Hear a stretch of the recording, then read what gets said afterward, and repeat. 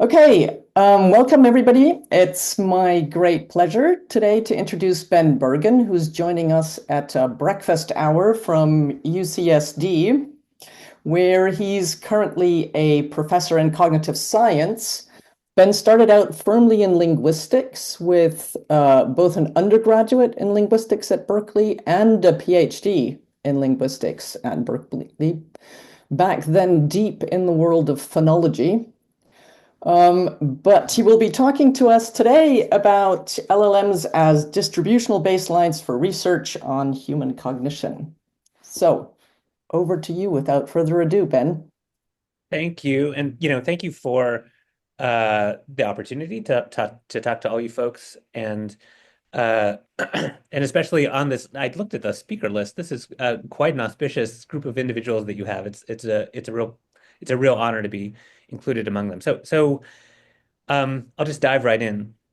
Like many other people, I have been interested in ways that we can better do cognitive science in interaction with large language models. Um, I have a fantastic team of folks who I work with in my lab, the Language and Cognition Lab here at UC San Diego, and I'll be highlighting who contributed to what project as we go. Now, there are many ways uh, that you can learn things by having large language models collide with human cognition studies. For example, you can ask what happens when you put humans in direct interaction with large language models and have the models pretend to be humans. That may reveal things about what humans believe humanity means. What are the sorts of things that a machine can or cannot do? You can compare the trajectories of learning in large language models versus those in humans, where you can ask whether the words that humans learn and the order in which they learn them are caused by things that are unique to the human learning situation, or are things that could be acquired by any statistical learner. You can ask about multilingualism and try to understand how, because we have this model organism in large language models, how multiple languages could be organized in a representational system, both geometrically, and how that affects behavior in tasks that we could also submit to multilingual humans. You can explore the range of languages that are learnable and try to compare how learnable different languages are to ask questions about universals in grammatical systems and what causes them, the typology of languages. And then you can ask questions about embodiment, about grounding, about what happens when a learner has access to only one modality in the form of language versus multiple different modalities, including vision and others. And we've been doing all that kind of stuff, but I'm not going to talk about any of that today. Oh, I'm also not going to talk about architectures. Yeah, this is one more thing I'm not going to talk about. There used to be a lot of interest in recurrent neural networks that basically have memory built in and don't have a gigantic window of input that you can stick into them, a context window. And these models, these model architectures are back on the rise again. And you can ask whether there's something special about recurrence that makes it more or less suitable for understanding how humans work than the sort of modern transformer architecture does. I This is the slide where I say I'm not going to talk about any of those things, um, because instead I'm going to limit myself to a relatively narrow question, which is how does human cognition work? And I'm going to so the, that's a cheeky uh, narrow question, but I'm actually going to do it is actually a narrow version of this question. Many of us are interested in how humans learn, how we process information, how we store it. Um, and uh, in order to answer these questions, in order to understand these features of human cognition, we oftentimes conduct experiments in which we manipulate some variable in order to, and we probe a human behavior or a neural response, and we observe some variance associated with that independent variable. And if the difference is big enough, or if the correlation is strong enough, then we believe that we've learned something about how human cognition works because we had this theory that predicted that there would be a difference between conditions or a relationship across variables. So for example, in my work, maybe I work on language, maybe I'm interested in this interesting phenomenon where pronouns like it get interpreted differently depending on the sentence that you embed them in. So if I give you a sentence like, when the vase fell on the rock, it broke, you probably think, like most native English speakers do, and even non-native English speakers, that it refers to the vase. But if I say when the rock fell on the vase, I just reverse the order, then you think that it probably refers to the vase, which is the same word but in a different position. This tells us that maybe people are doing some reasoning. In fact, there are whole theories of language processing that get constructed on the basis of the idea that there is some access to world knowledge that people activate while they're processing words, and that they use world knowledge to try to figure out what the grammatical structures in a sentence are doing. This is a sort of an interesting claim that's in disagreement with other claims that first you have to do the grammar, you just figure out what the words are, how they relate, and then you do more general processing of what it all means. So people maybe have theories about how this works, and they will use sentences like this. They'll ask people to interpret them. And if there are differences across conditions like this in whether it's the first noun or the second noun that it is judged to be referring to, then that's consistent with the hypothesis that people are activating world knowledge in order to understand language, for example. Right. So, for example, they may infer that pronoun resolution engages world knowledge or embodied simulation or whatever it is that you think it is. And this might be experimental research in a cognitive science framework that is believed to have inferential power. But there's a problem, which is that experimental support, let's say you run an experiment and you have a p-value that you like and you make an inference. This inference doesn't actually hold because there is an alternative explanation, the distributional hypothesis. And the distributional hypothesis is a very old hypothesis that goes back at least to Harris and certainly to Firth, who argue that a great deal of human linguistic knowledge and behavior, and not just linguistic knowledge, but knowledge about the world as well, derives from regularities in linguistic input itself. That is, there are many things that you know about words based not on what the words refer to, not based on the perceptual and the motor and the affective and social experiences that you've had surrounding those words, but just the other words that word goes with. The pithy motto is, "You shall know a word by the company it keeps." And the distributional hypothesis is quite powerful. Distributional semantics is an implementation of the distributional hypothesis. Words do tend to co-occur with words that are related to them, and words that are similar co-occur with similar other sets of words. So, for example, a word like dog might co-occur with a word like walk and a word like leg, and so might the word cat co-occur with walk and leg, and that's going to be different from the word car, which might co-occur with it less. And based on the contexts in which words occur and the co-occurrence statistics of those words, you can actually tease out pretty respectable looking uh, uh, subspaces of a distributional space where every word is represented as a vector, a location in this multidimensional space, and where here's a visualization where you pare it down to fewer dimensions so that you can kind of see what it might look like. You can actually tease apart not only semantic categories, but actually relatively fine semantic distinctions, even differences between the senses of a single word as it occurs in different contexts, an ambiguous word. And so if distributional semantics can do this, then perhaps distributional semantics can also do many other things that we think are attributable only to the theoretical distinctions that we're building into our experiments. Like, for example, the idea that we have world knowledge and that world knowledge is responsible for knowing that it is more likely to refer to the vase than the rock. Maybe distributional statistics actually means that, well, maybe the word, vase is more likely to co-occur with the word break than the word rock is in a particular grammatical configuration. And we just use that to draw the inference rather than knowing that vases are easier to break by rocks than the reverse. So this has long been a possible confound, but one that's not really ever been addressed. Um, Enter large language models. So large language models, the ones that are most used nowadays, of course, I don't need to go through the details, are autoregressive models that are used to predict a word given its prior context.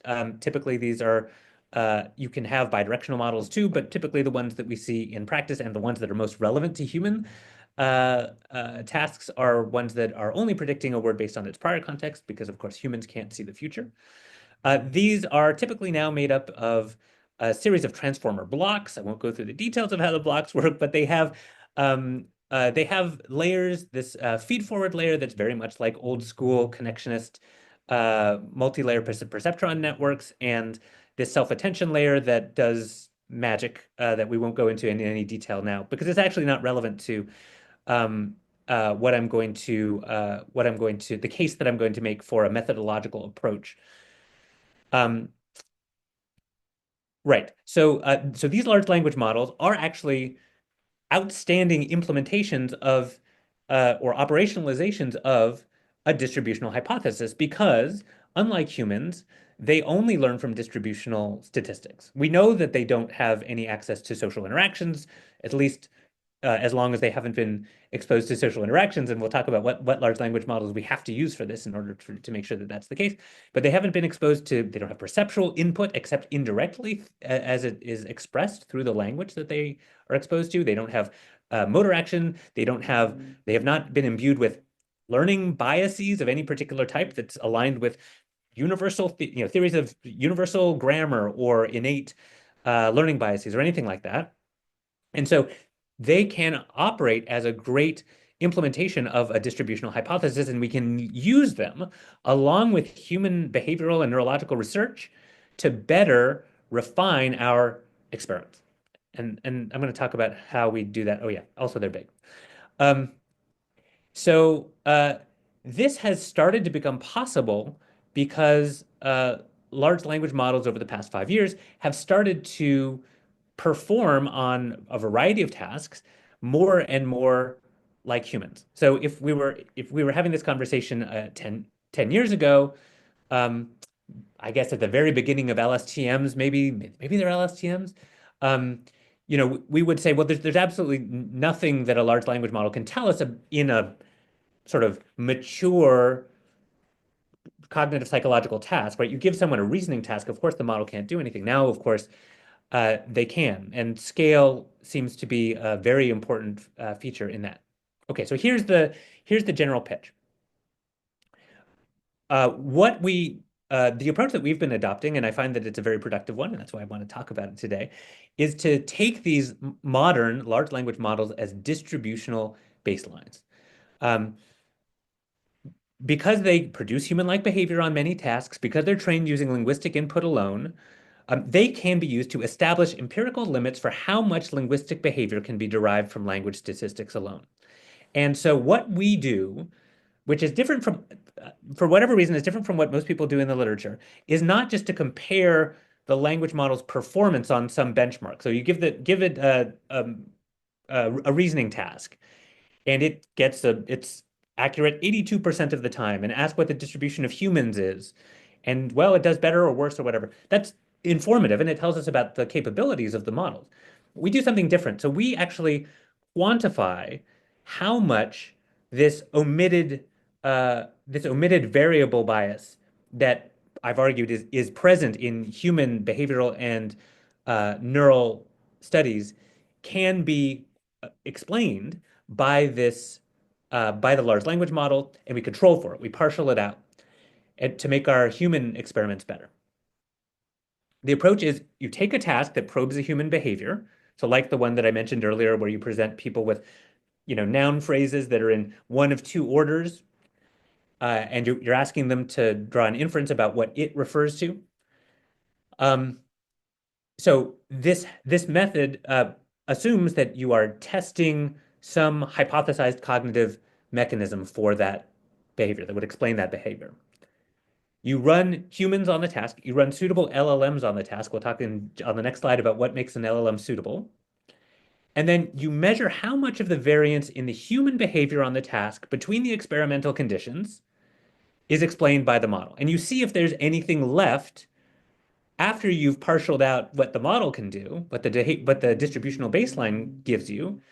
You ask if there's anything left that this manipulation produces in human behavior. And if there remains a significant effect, now you have much more confidence that the inference that you want to draw from the experiment about hypothesized cognitive mechanisms is true.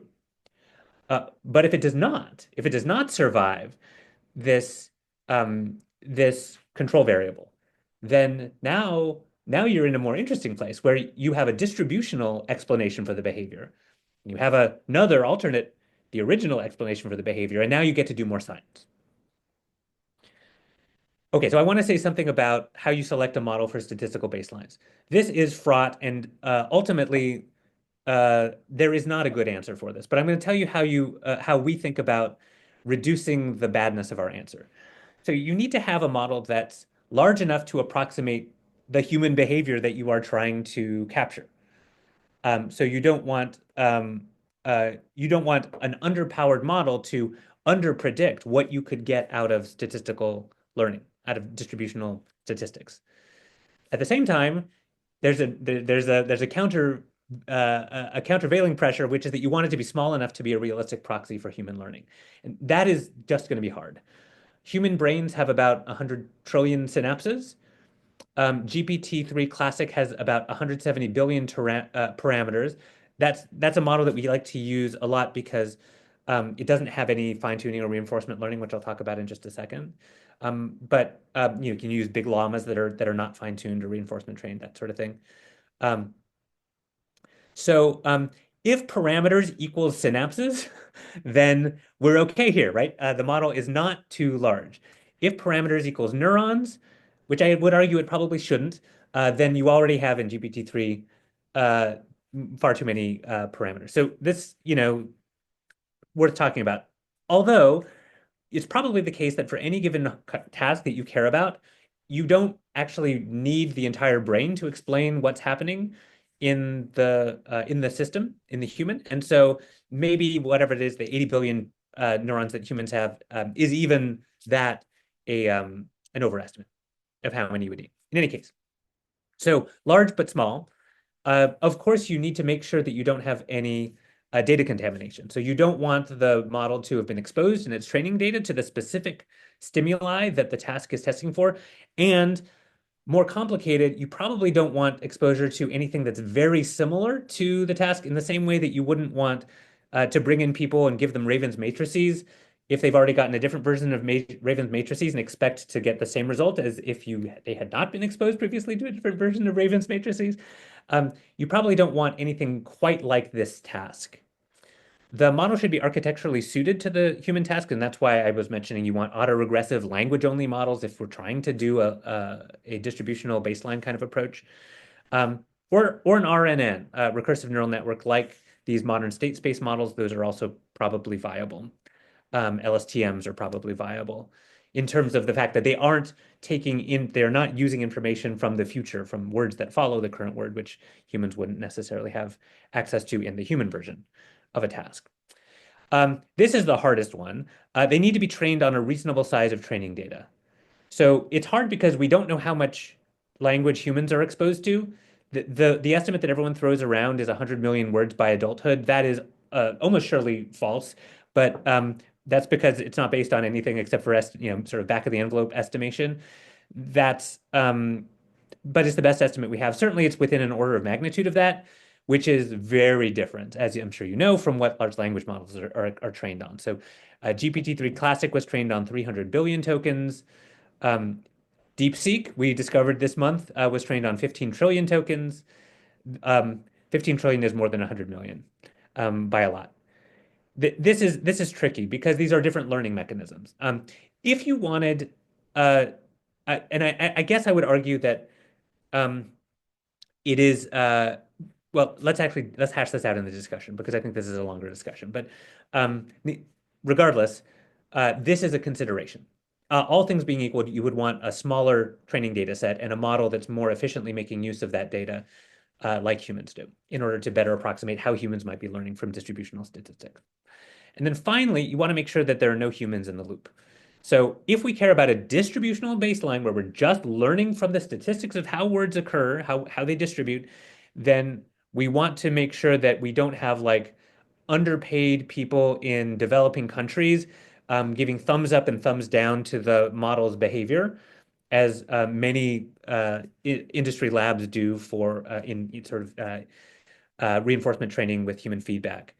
And so what we want is this kind of a bare bones model. We want it just to have been pre-trained. Just do your back propagation of error over a corpus of data. We don't want fine tuning on any to get it to perform in any particular way that's sort of human facing. Again, there are wrinkles around this, and we can talk about that later if you like. So, so uh, that was at the surface of point number two. So again, we're going to take a task, run humans on it, test a hypothesis. We're going to run suitable LLMs on it, and we're going to try to partial out what's going on in the human behavior or neural response based on what the large language model does. And this shouldn't be a crazy idea because people in psycholinguistics have been doing this since at least the 50s with frequency. So we've known for a long time that people respond differently to words depending on how frequent they are, and also how long they are, and how early they're learned, and how imageable and concrete they are. Like we've been doing exactly this for nearly a century. And now we can just do it with one more, slightly more cognitively interesting thing. We know that people respond more quickly to short, frequent, concrete, imageable words. Well, they probably also respond more quickly, for example, um, or think that a word is more probable if it is, in fact, more probable given the distributional statistics. Okay, so I'm going to just now very briefly apply this approach to three different tasks, three different phenomena that we might care about. Uh, First, I'll talk about affordances, then I'll talk about disambiguation, and then I'll talk about theory of mind. So you're almost certainly familiar with affordances. Affordance is just what you know a body can do with an object. And it's been thought for a long time that humans have access to affordances on the basis of what they know about how they use their bodies and how they can use their bodies in the real world. This is thought to be a kind of grounded knowledge that people have. And some evidence for it comes from well, things like this. So this is a stimulus from, or inspired by a stimulus from a paper by Art Glenberg and with Glenberg and Robertson in 2000, that just presents people with a linguistic stimulus, like Joan was camping but realized she forgot a pillow, so she grabbed a sweater and filled it with. And that sentence is completed by one of three words. One that is the most likely completion, that is related and also affords the thing that you would like a pillow to do, namely putting your head on comfortably in order to rest, um, or other parts of your body, I guess. It has an afforded possible completion, leaves, which is less likely, and people don't spontaneously offer. But when you think about it, and you think about your body, and you think about what you can do with a sweater and leaves, you might calculate as being a pretty good actual solution to the problem of what would afford good pillow texture and density and so on. And then a final completion that doesn't actually afford those things.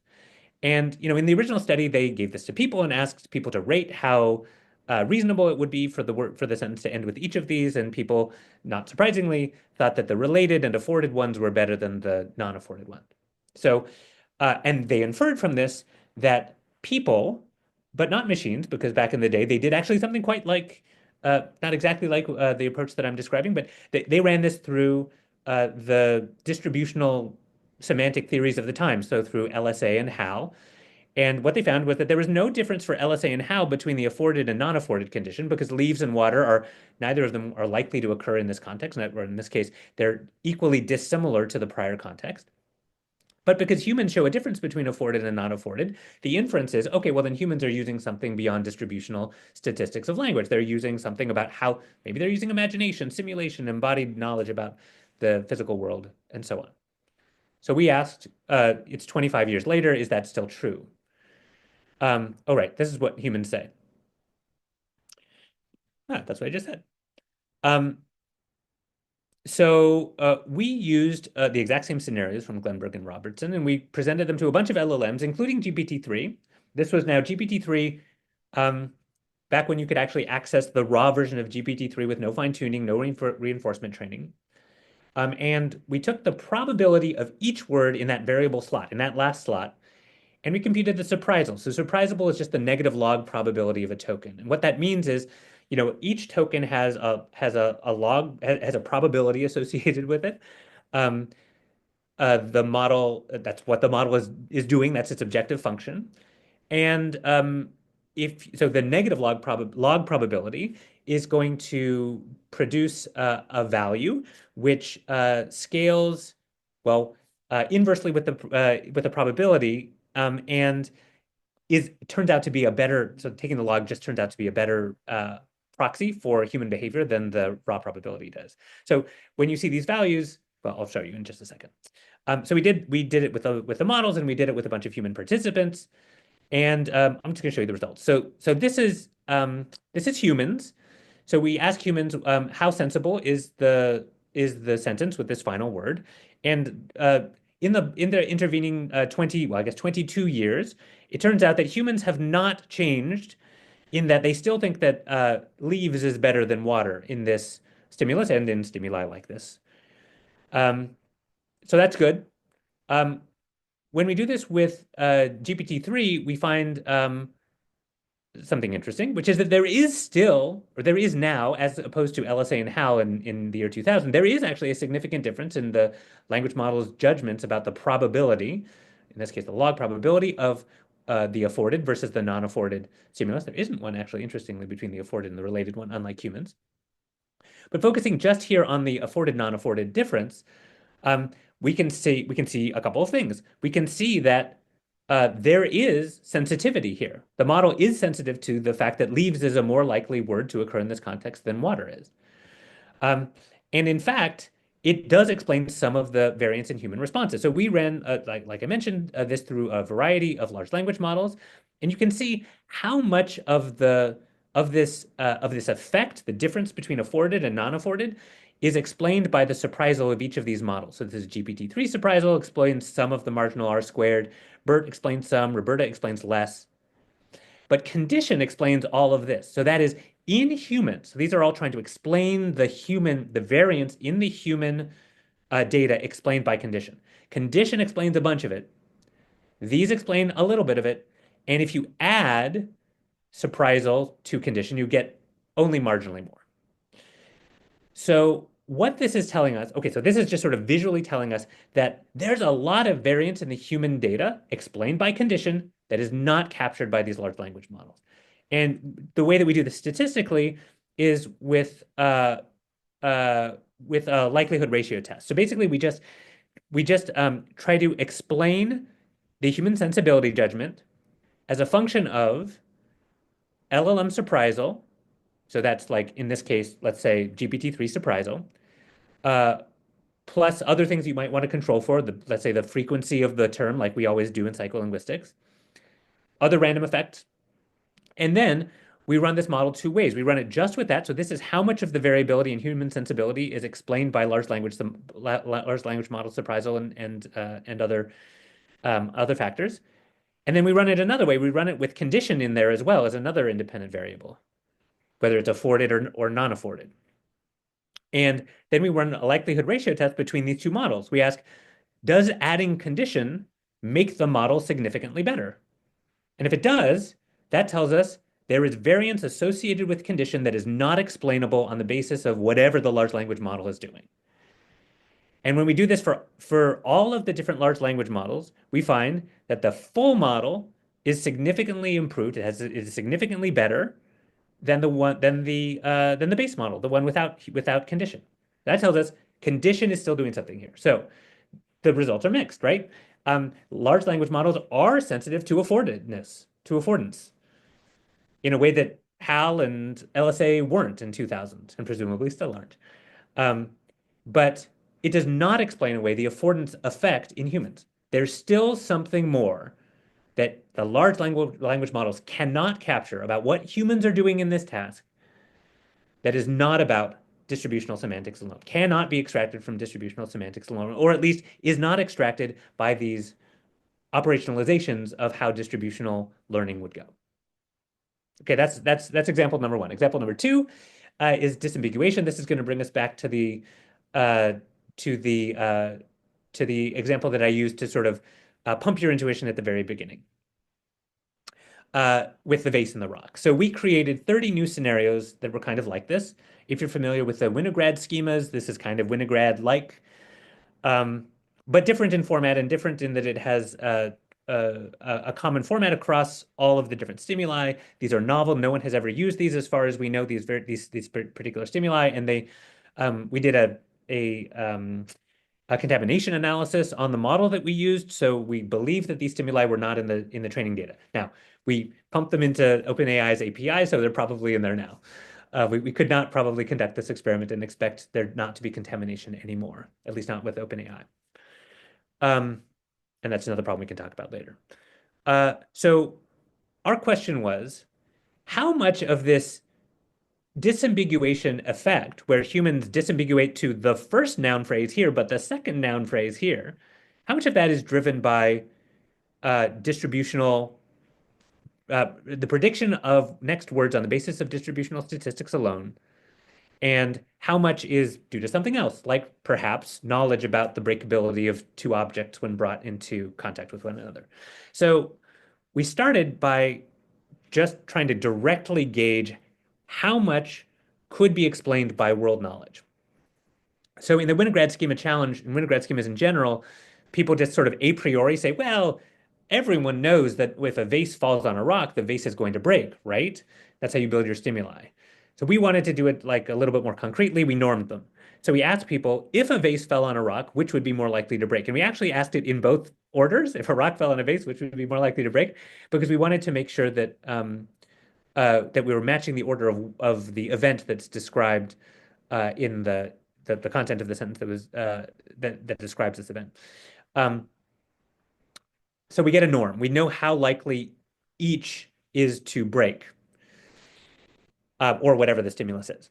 And then we presented these scenarios to GPT-3. And the way that we tried to figure this out was to figure out what it was likely to be interpreted as. We used kind of, this is sort of the state of the art way to do it. It's not optimal in a variety of ways, but it's actually pretty reliable. So we give it the sentence, when the rock fell on the vase, the rock, and then we ask about the probability of broke, or when the rock fell on the vase broke. And that'll tell us what it thinks the likelihood is that the rock or the vase is the subject of broke. And that'll tell us how likely it is to think that it refers to either the rock or the vase when given it broke, if that makes sense. So then we also uh, uh, so we ran this task. It says also ran the task, but we ran the task where we presented these stimuli and asked them, what does it mean, with a bunch of human participants, and we ran it with GPT-3.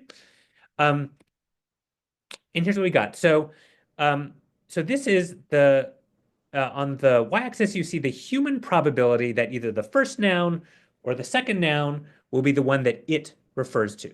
So let's first look over here on the right-hand side. This is the relationship between the probability that a human said that object would, in this case, break, and then on the y-axis, the likelihood that it refers to that object.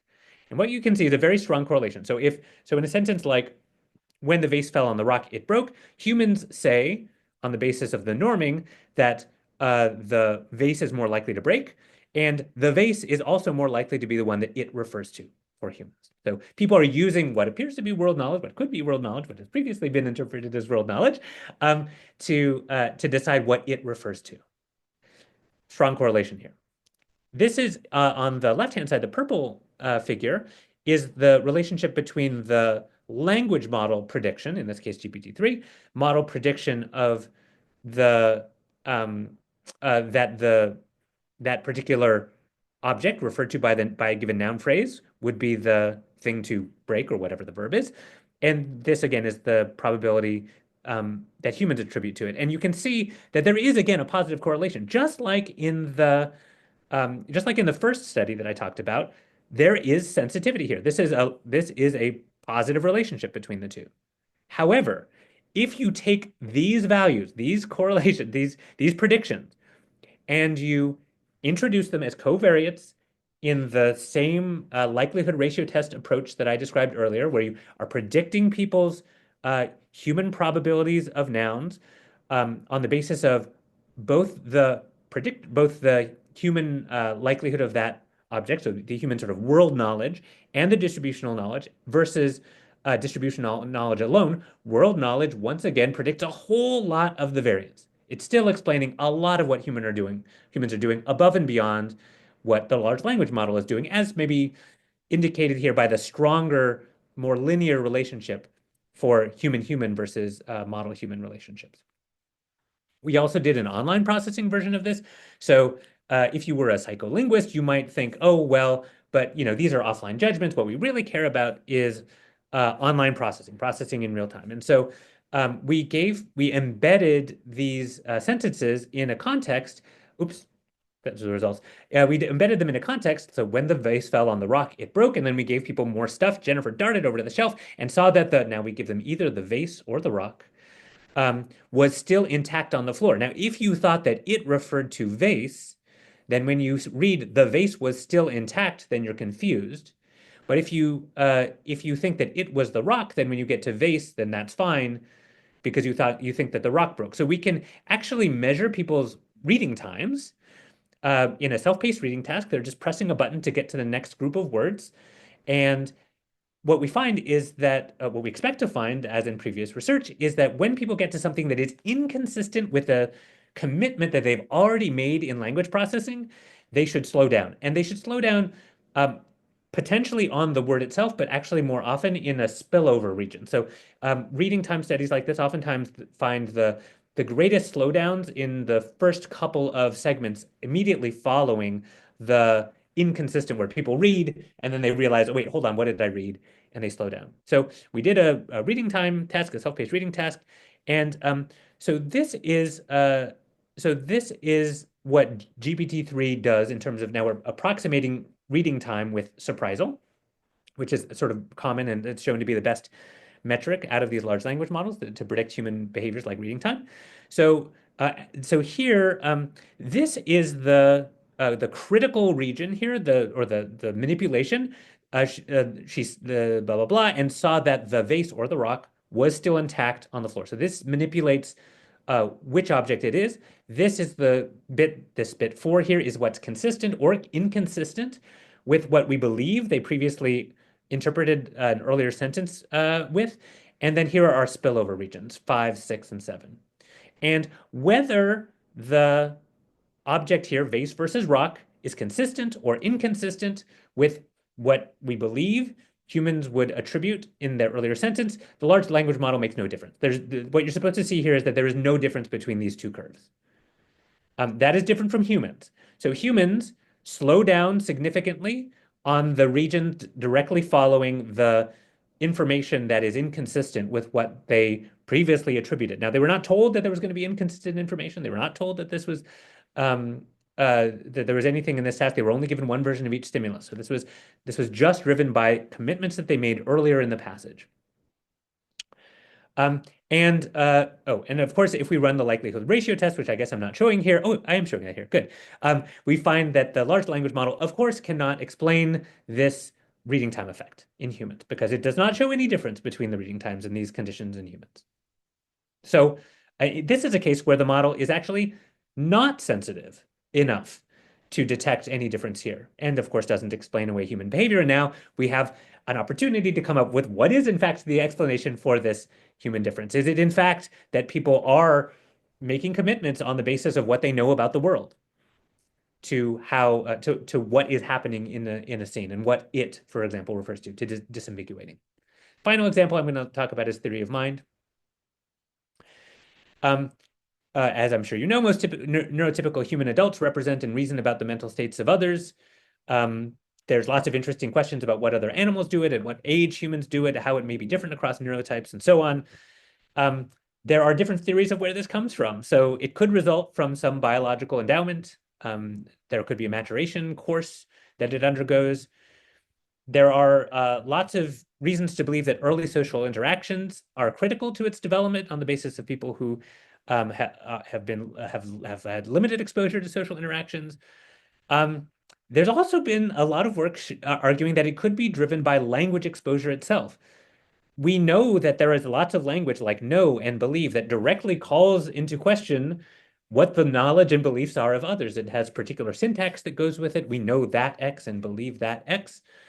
Um, and uh, and so it's an interesting place to ask the question, how much of what we have as theory of mind havers um, can be attributed to language exposure itself, and how much must be caused by interactions, innate biases, whatever.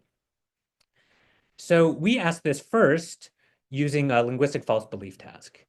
And the false belief task, you probably know it as the Sally-Ann task, is just the one where someone is exposed to, in our case, a passage where one individual either is not present when new information about the location of an object is presented, or they are present when that new information is presented. So, for example, a false belief would be induced in a passage like Sean is reading a book.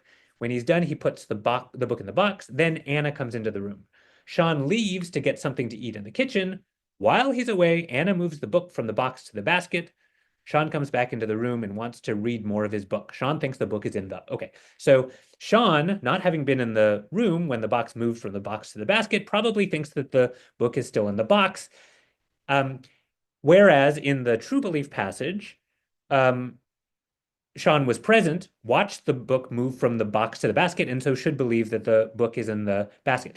And this is an interesting task because, of course, the reader of this passage, the human participant, or the large language model, has access to evidence of where the object really is. It is really in the basket, but in order to succeed on this task, has to maintain a false belief, has to know that Sean has different beliefs than they themselves, the language processor, the human participant in this case, than what they have. Okay, so that's a linguistic false belief task. So we did something that will now not be surprising to you at all. We created a bunch of new passage templates and we varied some parameters of these, like the order in which things were mentioned and the frequency with which things are mentioned and so on, to make a nicely controlled psycholinguistic experiment. And with stimuli that were not present in the training data. And then we computed from GPT-3 for each of these, the log probability, the difference in log probability between the start location at the ends of these sentences. So the box, for example, which was first? The basket, which was first? The box. So the log probability of box minus the log probability of basket. And that's going to give us a single value where higher values mean that it thinks that the start location is, that it is predicting that the start location is more likely. We ran a bunch of human participants. We excluded lots of them from Mechanical Turk. This was the last study that we ran on Mechanical Turk, but before it turned into before it became unusable for human studies, at least as far as we can tell. Um, and each of them just did, it was a single trial experiment. They only read one version of one of these 12 times 16 passages and filled in the final blank. So they did exactly what the large language model was doing. And so here you can see kind of the distribution of weight of responses by both humans and this large language model. So um, probability of start was higher for the start on the bottom for humans in the false belief condition, that's in the salmon, than in the true belief, which is in the aqua. I actually don't know what these colors these are. I apologize for getting those wrong, but whatever. The pinky thing versus the bluish thing. So the false belief So this is exactly what you would expect if humans are displaying a false belief behavior. When Sean was not in the room to see the move to the end location, people should say that Sean will think that the object is in the start location. And conversely, if Sean was there, then he should think that it is in the true belief condition. Then he should think that it was in the new location, which is what this is showing here. That's where the density of this distribution lies. And you can see once again that large language models are doing something similar, but less pronounced.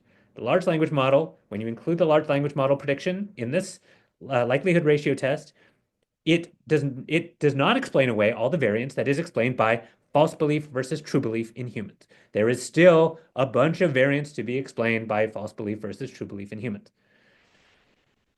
Now, we then decided that because theory of mind is not a unitary thing, maybe it's not even a thing at all, as some people have argued, but many different dimensions of modeling of others' minds and others' beliefs and others' emotions and making predictions about the pragmatic implications of those things, that we would do it in a bunch of different tasks. So I just talked about the false belief task. We did this in a recursive mind reading task where we ask how many degrees of embedding do people get. So if John thinks that Sheila hasn't realized that Paul likes, etc. Humans have been previously shown to be able to do this to 7 degrees of embedding. Uh, we asked A, whether that was true because that seems completely bonkers and bogus. And then second, whether large language models can do it, and if so, to what degree of embedding. We use the short stories task, which is this cool task that probes uh, that probes like intent behind indirect speech acts. So in people read the end of something, which is a short story by Ernest Hemingway, at the in which one of the characters says, "You know everything." Um, and the question is, why does he say you know everything? And it's a free response, and raters code it for how much is the response taking into account the beliefs and emotional states of the characters. Um, Raters that are blind to whether it was produced by a human or a large language model. Actually, they didn't even know that there were large language models who were producing responses. We did it with the strange stories task, which you are probably more familiar with. This is part of a battery that is used for autism spectrum disorder, among other things. But these are kind of like, again, indirect speech acts, white lies, that kind of thing. We use the indirect request task, which is one that Sean Trott, my colleague, and I developed, which is basically a pragmatic inference on top of a false belief task. Like if someone gets into your car and says, "Oh man, it's really cold in here," but they know or don't know that the heater is broken, then do they mean that are they making a request for you to turn on the heater? And then we use a scalar implicator task, which is actually used in the Rational Speech Act literature as sort of a Bayesian inference that people are believed to make. Um, I won't go into the details of these, except just to show you that um, we use the same method as before. Oh, wait, where's the results slide? Oh, the results slide's gone. I can't believe it. Okay, well, I'll just tell you the results slide. How did that happen? That the story is basically the same for all of these, that that models are sensitive to all of these things. So for example, in the recursive mind reading task, models are sensitive up to 5 degrees of recursive of embedding. Humans, as it turns out in this task, are sensitive to 7 degrees of embedding, just like that completely ridiculous finding showed. And we did it in a variety of ways, and we still can't make the effect go away. It's kind of bonkers. And models are sensitive to people's intents, like that you would say you know everything because you want to provoke a fight with someone. The responses are judged by human raters to be nearly equally sensitive to theory of mind as humans are, and so on. But in all cases, human variance is still not fully explained by the large language models. Okay. Takeaways from all of this: large language models show sensitivity in behavioral tasks. And I haven't talked about the neural ones, but we've done a bunch of stuff with the N400 effect that we can talk about maybe in a different moment, that have previously been used as evidence of various cognitive capacities in humans. Yet at present, they still mostly fail to explain away systematic variance in human behavior, which means that grounding or innate biases or other mechanisms aside from statistical language prediction are still required. This is a sufficiency story, right? Is statistical learning from the distribution of words sufficient to account for phenomenon X? And so far, The answer that we've been coming up with again and again is no. Now, you may have lots of objections to this. You may say, well, that's true now, but it's not going to be true forever because large language models are getting bigger. That may be true. The models might be too big, like they have more parameters than human neurons. That's true. Um, but then again, maybe neurons aren't the right number that we're supposed to be comparing with. You might say the models might be too small because they have fewer parameters than human synapses. And that might also be, that is true. Um, but too small is actually not a concern for this particular approach because um, if the, with this particular finding, the data might be too big. That's definitely a possible problem. I don't have a solution for that right now. Um, but that would really only be a problem if they were fully explaining away human behavior, right? If they were fully explaining away the human variance, then we'd say, oh, wow, it looks like you can do everything with distributional statistics. Then you could say, well, but you've got too much data. That's not realistic for humans. In this case, with this particular finding, because it's not explaining away what humans are doing, this is not a concern. The data might not be human directed enough. Yeah, that's possible. What these models are trained on is mostly slop from the internet, and not Childis, for example. So were you to train it on a full-scale version of Childis, could you explain away the results in humans? Possibly. We don't have those data yet, though. The tasks might not actually diagnose the cognitive capacities we think they do. Yeah, so if you ended up finding a case where a large language model fully explained away the variance in human behavior on a theory of mind task, and yet you have a very strong prior that the large language model doesn't have theory of mind, then maybe what you reconsider is not whether humans have theory of mind or whether large language models have theory of mind, but instead whether the model diagnoses what you think it or what the task, excuse me, diagnoses what you think it diagnoses. And then finally, you might say, well, explaining away human effects is too high a bar. What we care about is whether the model behaves at parity overall with humans. And I would argue that that is an interesting question, but I think it is a different question. So again, this is a question, because this is a sufficiency question. This is what experimental results in humans are distributional statistics sufficient to explain? Answering this expands the potential scope of distributional learning in humans, and it clarifies what we can learn out of which human experiments about which explanatory mechanisms. Okay, that's all I have to say. Thank you. Look forward to the discussion.